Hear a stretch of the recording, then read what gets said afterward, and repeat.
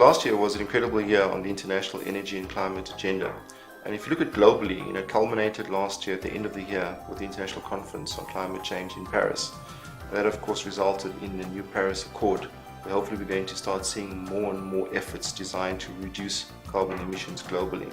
And of course South Africa would be a major beneficiary of that, and renewable energy would constitute probably the biggest contribution towards reducing emissions. And what we've actually seen last year is of course the hosting of the International Renewable Energy Conference in South Africa, which SANEDI was part of the organizing committee.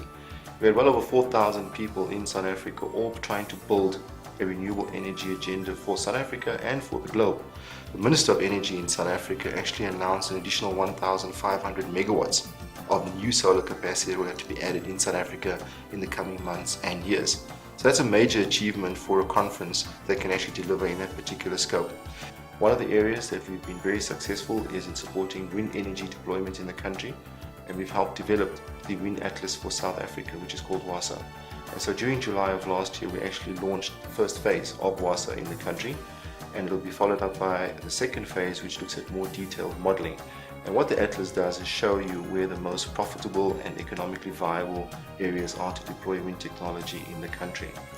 We also helped establish SARETEC, which is the Renewable Energy Training Center down in the Western Cape, which is helping to develop skills, particularly at artisan level, in wind and solar installation and maintenance. Our Working for Energy program is very instrumental in helping to create jobs, particularly in informal areas as well as rural areas. And what we've been effective in doing so far is introducing biogas digester technology into some of these communities. So during the course of this past year, we've been actually able to introduce 50 new biogas digesters, which includes training and maintenance around installation as well as the maintenance and upkeep of these units. Coupled to that, of course, would be the productive use of that energy once it's made available. So we've also looked at agroecological processes as well as small-scale manufacturing to allow those communities to benefit and to promote rural development through the use of energy as a driver in those communities. When we talk about smart grids, which is an area which intersects with rural areas because there's always a high level of non-electrification in those areas, we're now looking at integrating those communities through what we call smarter grids. And the smart grids can also be applied into your industrialized and more urbanized areas. And if one considers what smart grids means, effectively it goes beyond just smart meters. So we've been very effective in trying to introduce smart meters at a pilot level, but we're now going to the next step, which is overhauling all the distribution assets in a particular municipal area.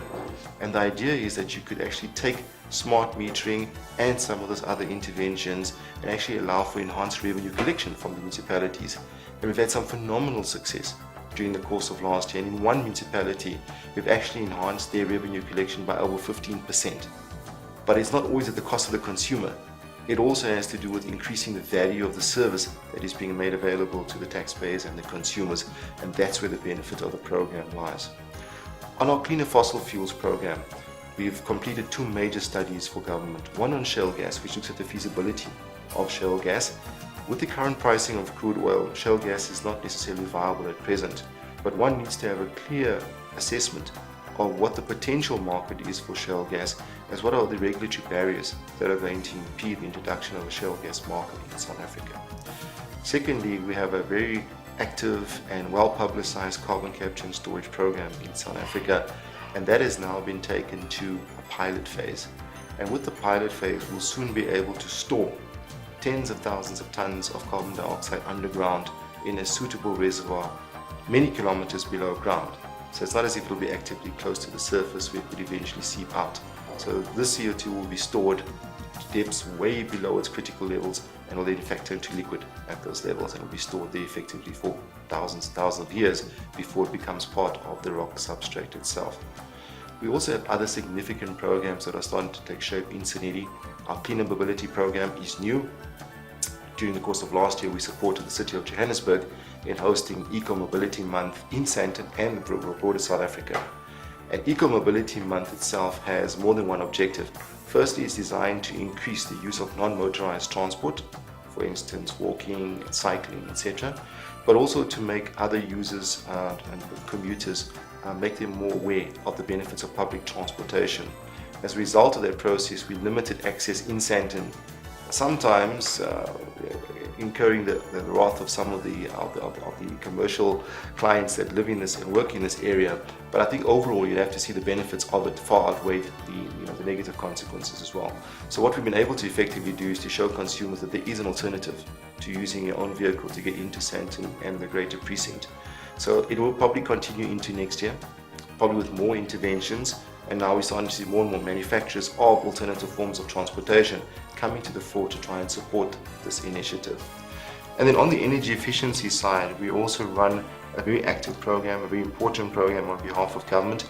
Energy efficiency is very important right now because we need to actually curb the growth in terms of demand while we wait for new capacity to be added onto the grid. And one of the areas that we've been very active in is on the tax incentive side. So with National Treasury, we've introduced two tax incentives, 12I and 12L of the Income Tax Act. And these two initiatives are designed to stimulate growth in energy efficiency and enhance productivity. And by doing so, they actually allow for those clients that are eligible to get a tax deduction based on actual investment in terms of capital expenditure, as well as actual kilowatt hours saved. So 12I would look at the actual capital invested, whereas 12L would look at the actual energy savings in kilowatt hours, and then a tax deduction is derived from that.